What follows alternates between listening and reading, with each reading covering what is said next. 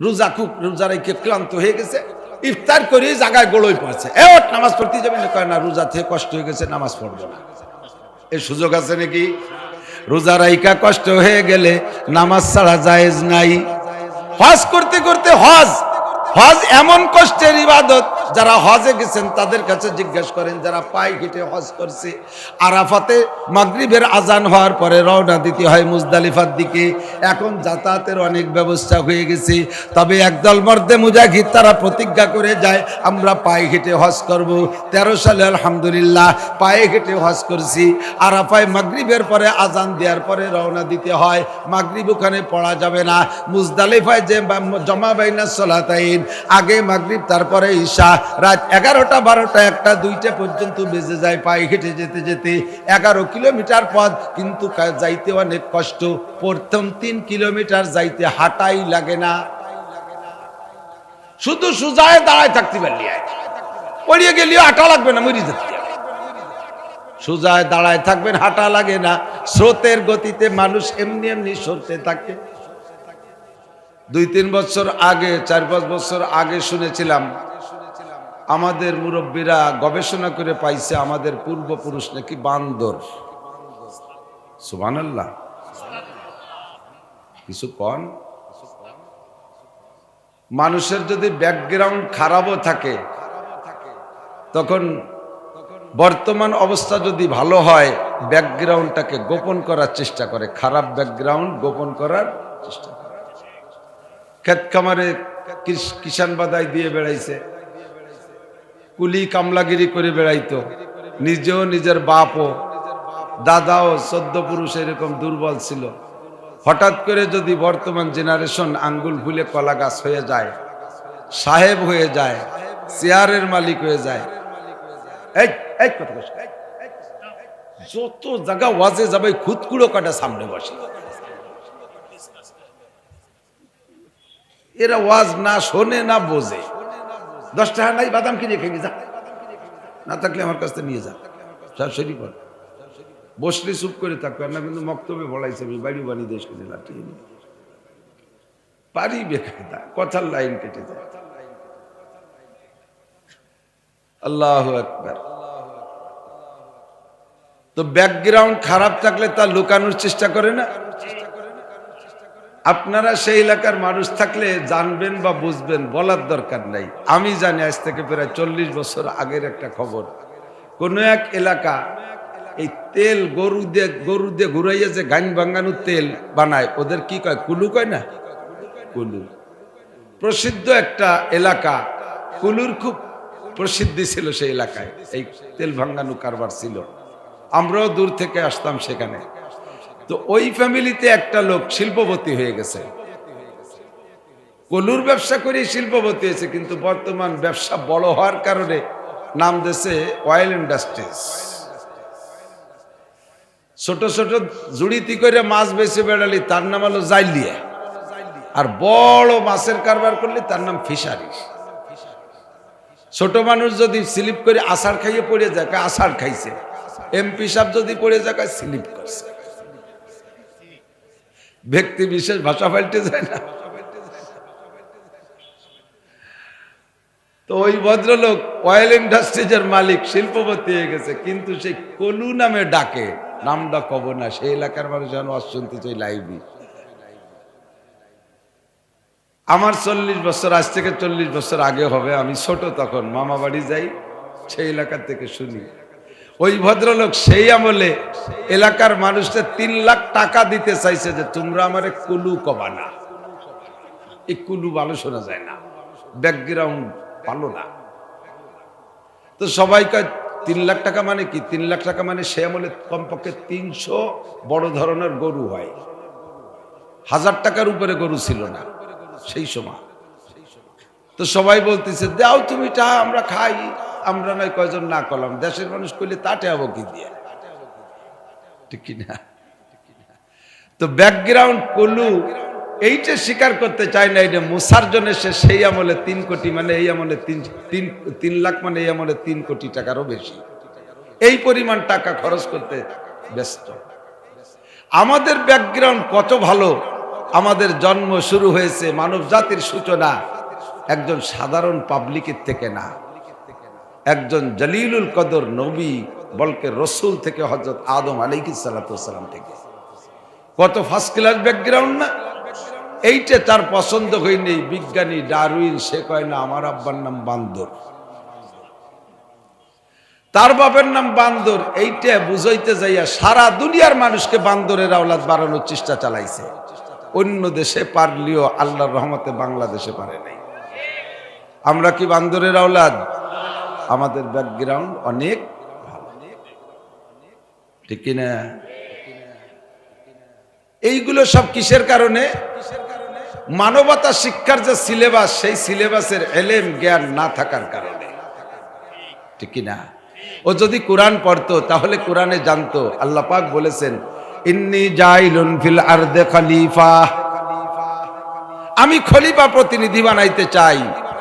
আদম আলাইহিস সালাতু ওয়াস সালামের ইতিহাস পড়তো, আর সেই ইতিহাস পড়ে জানতো যে হ্যাঁ আমি মানুষ, আমি মানুষের বাচ্চা, আমি বান্দরের বাচ্চা না।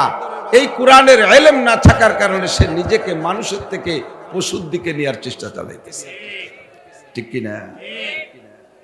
কিছুদিন চালাই টালাইয়া ব্যর্থ হয়েছে, বর্তমানে আবার শুরু করছে, কয় না বান্দরের আওলাদে পোষাই নাই, আমরা ব্যাঙ্গের আওলাদ। গ্যাঙ্গর গ্যাঙ্গর ব্যাং ডাকে।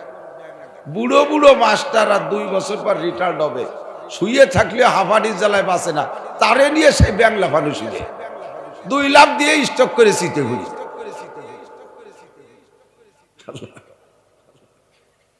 পাতি হাঁসের ডাক শিখাইয়া পশুর দিকে নেওয়ার চেষ্টা করে। এ সম্পূর্ণ হলো মানবতা শিক্ষার যে কোর্স, যেই সিলেবাস, সেই সিলেবাস সম্পর্কে এলেম না থাকা, ঠিক কিনা? আল্লাহ পাক রব্বুল আলামিন বলেন শাহরু রমাদানাল্লাযী উনজিলা ফীহিল কুরআন হুদাল লিন-নাসি ওয়া বায়্যিনাতিম মিনাল হুদা ওয়াল ফুরকান। আর মাত্র 1.5 মাস পরে আসতেছে সাইয়্যিদুশ শুহুর রমজান মাস। রমজান মাসে আল্লাহ পাক কোরআনে কারীম নাজিল করেছেন। কোরআন সম্পর্কে আল্লাহ নিজেই বলেন হুদাল লিন-নাস ওয়া বায়্যিনাতিম মিনাল হুদা ওয়াল ফুরকান, হক ও বাতিলের ভিতরে পার্থক্যকারী, ভালো ও মন্দের মধ্যে পার্থক্যকারী, মানবতা এবং অমানবতার ভিতরে পার্থক্যকারী একটি মাত্র কিতাব, সেই কিতাবটা হলো কোরআনে কারীম। আমি তোমাদের জন্য নাজিল করলাম রমজান মাসে। আয়াতের গণনার ভিতরে বেশ কম থাকতে পারে, 6666 আয়াত অথবা 6236 আয়াত, 2 রকম গণনাই সঠিক। আয়াত সংখ্যা যাই হোক, পারার সংখ্যা 30টা, সূরার সংখ্যা 114, এর ভিতরে তেমন মতানৈক্য নাই। আল্লাহু আকবার। সূরা ফাতিহার শুরু থেকে নিয়ে সূরা নাসের শেষ পর্যন্ত 30 পারা কোরআনে কারীমের যতগুলো আয়াত আছে, একটা আয়াতকেও অস্বীকার করার যোগ্য নয়, একটা আয়াতও অপ্রযোজ্য বলে মনে করার সুযোগ নাই। একটা আয়াতের থেকে যে মাসালা আসবে, একটা মাসআলাকেও অস্বীকার করার সুযোগ নাই। কথা বলেন ঠিক কি না? আল্লাহ নবী বলেন মা আমানা বিল কুরআনি মান ইস্তাহাল্লা মাহারিমাহু, মানব জাতির হিদায়াতের জন্য, রাহবারির জন্য যেই কোরআনে কারীম আল্লাহ পাক পাঠিয়েছেন, এর একটা আয়াতকে যদি কেউ অস্বীকার করে, ধরে নেওয়া হবে ওই লোকটা গোটা কোরআনকে অস্বীকার করলো। আর গোটা কোরআনকে অস্বীকার করলে ওই লোকটা মুমিন না কাফের। আল্লাহকে অস্বীকার করলে যেমন কাফের, কুরআন অস্বীকার করলে কাফের। আল্লাহকে অস্বীকার করলে যেমন কাফের, নবী মুহাম্মদুর রাসূলুল্লাহ সাল্লাল্লাহু আলাইহি সাল্লামকে শেষ নবী হিসেবে বিশ্বাস না করলে ওই লোকটা কাফের। আল্লাহকে অস্বীকার করলেও যেমন কাফের হয়, নবী পাকের সহিহ হাদিসগুলো অস্বীকার করলে ঈমান নষ্ট হয়ে যায়। কোরআনে কারীম পুরোটাই আছে মানব জাতির হিদায়াতের জন্য। তবে এই কোরআনের ভিতরে যেই বিষয়গুলো বেশি বেশি ইম্পর্টেন্ট, আল্লাহ পাক সেই বিষয়গুলো বেশি আলোচনা করেছেন। একজন নবমুসলিম সবে মাত্র কলেমা পড়ে মুসলমান হয়েছে, এই লোকটার উপরে সবচাইতে সর্বপ্রথম যে ইবাদতটা আল্লাহর পক্ষ থেকে এসে অর্পিত হয়, ওইটা হলো নামাজ। জোরে বলেন কি? বুনিয়াল ইসলামু আলা খামসিন, ইসলামের ভিত্তি পাঁচটা। এক নম্বরে কলেমায়ে শাহাদাত জবানে পড়া, দুই নম্বরে ওয়া ইকামিস সালাহ, তিন নম্বরে ইতাইজ যাকাত, চার নম্বরে সাওমি রমাদান, পাঁচ নম্বরে ওয়াল হজ। এই পাঁচটা ইসলামের ভিত্তি। ইসলামের ভিত্তি হিসেবে সকলের বিশ্বাস করা ফরজ, তবে এইটা আমলের জন্য সকলের জন্য একরকম নয়। যারা গরিব থাকবে জীবনভর তাদের পর জাকাত ফরজ হবে না। যারা অসম্মত কি বলা হয় অসচ্ছল থাকবে, তৌফিক থাকবে না, তাদের উপরে কোনোদিন হজ ফরজ হবে না। কথা বলেন ঠিক কি ঠিক না? যারা চির অসুস্থ কোনোদিন সুস্থ হবে না, একেবারে চির বিছানে পড়া, এই মানুষের উপরে রোজা ফরজ হয় না। রোজা ফরজ হওয়ার জন্য সুস্থ থাকা লাগবে, বাড়ি থাকা লাগবে, মুকিম হওয়া লাগবে। আল্লাহু আকবার। এগুলো পর্যায়ক্রমে আসে, কিন্তু সাবালেগ হওয়ার পরে, মুসলমান হওয়ার পরে যতক্ষণ পর্যন্ত হুঁশ থাকবে, বাড়ি থাকুক আর সফরে থাকুক, যেখানেই থাকুক না কেন, নামাজ তার উপরে ফরজ না নফল? পাঁচ ওয়াক্তের নামাজ নফল না ফরজ? নামাজটা সর্বপ্রথম আসে। এখনই যদি কোনো হিন্দু কলেমা পড়ে মুসলমান হয়, ঈশা রক্ত এখনো আছে, ফজরের আগ পর্যন্ত ঈশা রক্ত। এই মুহূর্তে একটা লোক কলেমা পড়ে মুসলমান হইলে তার এখনই জাকাত দেওয়া লাগবে না, এখনই হজ করা লাগবে না, এখনই রোজা রাখা লাগবে না। জাকাত দিতে হবে মাল হইলে, রোজা রাখতে হবে 1.5 মাস পরে, রমজান আসলে হজ করতে হবে তার উপরে যদি তৌফিক হয় তারপরে। কিন্তু এখনই কলেমা পড়ার সঙ্গে সঙ্গে ওর উপরে ফজরের আগে ঈশার নামাজ পড়তেই হবে, ঠিক না? আউয়ালু মা ইউহাসাবু বিহিল আবদু ইয়াউমাল কিয়ামাতিস সালাহ। হাসরের মাঠে সর্বপ্রথম সবার আগে যেই বিষয়টা জিজ্ঞাসিত হবেন সেটা হলো খামসু সালাওয়াত, 5 ওয়াক্ত নামাজ। নামাজের জিজ্ঞাসা হবে। মুসলমানের জন্য সবচাইতে শ্রেষ্ঠ ইবাদত নামাজ, যার কারণে আল্লাহ পাক কোরআনে কারীমের ভিতরে নামাজের আলোচনা করেছেন প্রায় 82 জায়গা। কত জায়গা? বিষয়টা ইম্পর্টেন্ট বিদায় আল্লাহ পাক আলোচনা বারবার করেছেন 82 বার। নামাজটা খুলে বুঝে আসছে সবচেয়ে শ্রেষ্ঠ ইবাদত। কথা বলেন, প্রয়োজন বেশি, ইম্পর্টেন্ট বিদায় আল্লাহ পাক 82 বার আলোচনা করেছেন। তারপরও নামাজ এমনই একটা ইবাদত। আমার দিক তাকান, আল্লাহু আকবার। রোজায় কষ্ট হয়ে গেলে এই রোজার কারণে কি নামাজ ছেড়ে দেওয়া জায়েজ আছে? কথা বোঝেন?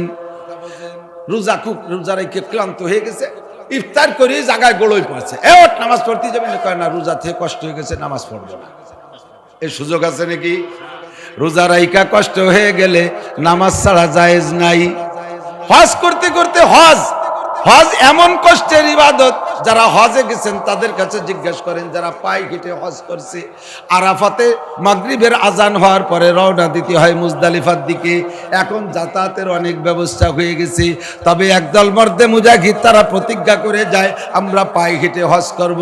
13 সালে আলহামদুলিল্লাহ পায়ে হেঁটে হজ করছি। আরাফায় মাগরিবের পরে আজান দেওয়ার পরে রওনা দিতে হয়, মাগরিব ওখানে পড়া যাবে না। মুজদালিফায় যে জমা বাইনা সলাতাইন, আগে মাগরিব তারপরে ঈশা, রাত 11টা 12টা 1টা 2টা পর্যন্ত বেজে যায় পায়ে হেঁটে যেতে যেতে। 11 কিলোমিটার পথ, কিন্তু যাইতে অনেক কষ্ট। প্রথম 3 কিলোমিটার যাইতে হাঁটাই লাগে না, শুধু সুজায় দাঁড়ায় থাকতে পারলি, পড়িয়ে গেলেও হাঁটা লাগবে না, মরি যেতে। সুজায় দাঁড়ায় থাকবেন, হাঁটা লাগে না। স্রোতের গতিতে মানুষ এমনি এমনি সরতে থাকে। 11 কিলোমিটার পথ যাইয়া তারপরে যাই সেখানে যে মাগরিবের নামাজ আগে, তারপরে ঈশার নামাজ, ফজর পর্যন্ত ওখানে অবস্থান করা লাগে। ফজরের আজান হওয়ার পরে ওখান থেকে নামাজ পড়া জামরায় যেতে হয় শয়তান মারার জন্য, তাও 3-4 কিলোমিটার পথ হেঁটে যেতে হবে। ওটুক বিকল্প কোনো ব্যবস্থা নাই, সকলেরই হেঁটে যাওয়া লাগে। ওখানে যে শয়তান মাইরা এরপরে মক্কায় প্রায় 4 কিলোমিটার সুড়ঙ্গ পথ দিয়ে যাইতে অনেক কষ্ট। ওখানে যাই এবার মাতাফে যে তওব করা লাগে। পায়ে হেঁটে গেলে আপনি তওবের মাঝখানে জায়গা পাবেন না, মসজিদের ভিতর দিয়ে তওব করা লাগবে। একবার তওব করে জায়গা মতো আসতে 1 কিলোমিটারের বেশি হয়। 7টা চক্কর দিতে 7 থেকে থেকে 8 কিলোমিটার হয়। এরপরে যে সাই বাইনা সাফা ওয়াল মারওয়া, সাফা মারওয়া পাহাড়ের ভিতরে দৌড়াইতে হয় 7 চক্কর। এই সবগুলো কাজ কমপ্লিট করতে এত পরিমাণ কষ্ট হয় যা বলার না। এই লম্বা পরিশ্রমের পরে কি আপনি আল্লাহকে বলতে পারবেন, আল্লাহ আমার হজ করতে করতে কষ্ট হয়ে গেছে, আজকে আমি নামাজ পড়বো না? সুযোগ আছে? হজের এত কষ্ট করার কারণে নামাজ ছেড়ে দেওয়ার সুযোগ নাই। রোজায় যত কষ্ট হোক নামাজ ছাড়ার সুযোগ নাই।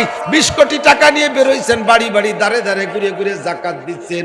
জাকাত ও ফরজ, সারাদিন ভরে জাকাত দিতে দিতে ক্লান্ত হয়ে গেছেন। এখন কি আপনি বলতে পারেন, আল্লাহ আমি জাকাত দিছি, তোমার ফরজ একটা পালন করছি, জাকাত দিতে দিতে ক্লান্ত হয়ে গেছে, আমি নামাজ পড়তে পারবো না? নামাজ ছেড়ে দেওয়ার কোনো সুযোগ আছে? জোরে বলেন আছে। কিন্তু এমন একটা ইবাদত আছে যেই ইবাদতের কারণে নামাজও ছেড়ে দিয়েছেন আমার নবী বিশ্বনবী মুহাম্মদ রাসূলুল্লাহ। ছেড়ে দিয়েছেন মানে কাজা করে ফেলাইছেন। ওই ইবাদত তার নাম হলো জিহাদ। খন্দকের যুদ্ধে নবী খন্দক খনন করতে গিয়ে একে একে 3 ওয়াক্ত যোহর মাগরিব, যোহর আসর মাগরিব 3 ওয়াক্তের নামাজ পড়তে পারেন নাই। নবী পাক বদদুয়া পর্যন্ত করেছেন, আল্লাহ রাব্বুল আলামিন তাদেরকে তুমি ধ্বংস করে দাও যাদের কারণে আমি ফরজ নামাজ পড়তে পারি নাই। একবারে যে কাজা পড়েছেন, খন্দক খনন শেষ হয় নাই, শত্রু চলে আসতেছে, যোহরের নামাজের রক্ত আইসা গেছে, থাক নামাজ পরে পড়বো, আগে খন্দক খনন করো। এরপরে আসরের নামাজ আইসা গেছে, খন্দক খনন শেষ হয় নাই, খন্দক খুঁজতে থাকো, নামাজ পরে পড়বো। মাগরিবের রক্ত আইসা গেছে, খন্দক খনন করা শেষ হয় নাই, থাক নামাজ মাগরিব পরে নামাজ পড়া যাবে, আগে খন্দক খনন করো।